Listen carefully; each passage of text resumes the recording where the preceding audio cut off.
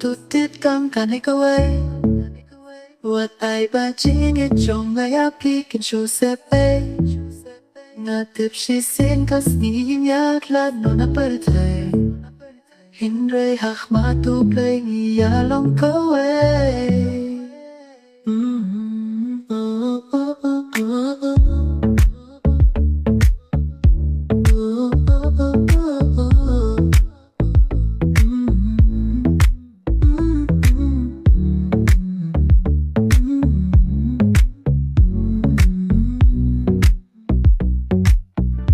Du kipo bang xem nhạc phí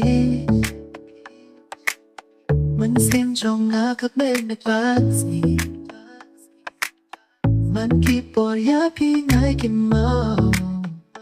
Right hàng à bưng xếp phí one for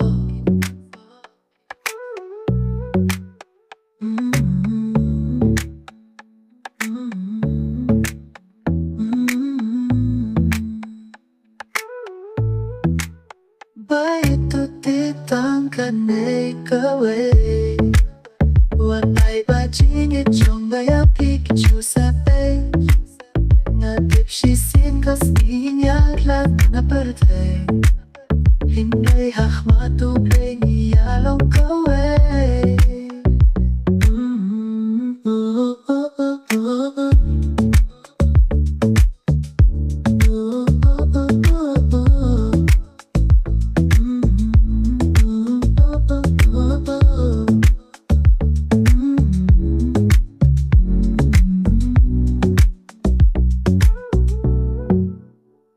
Du kipo bang xem nhạc phí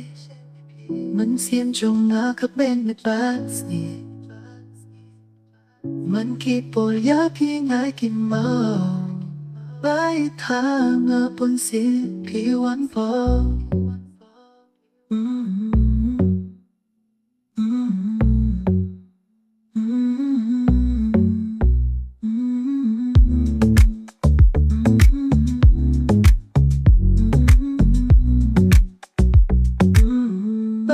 Tu tiết tang kan nei kawe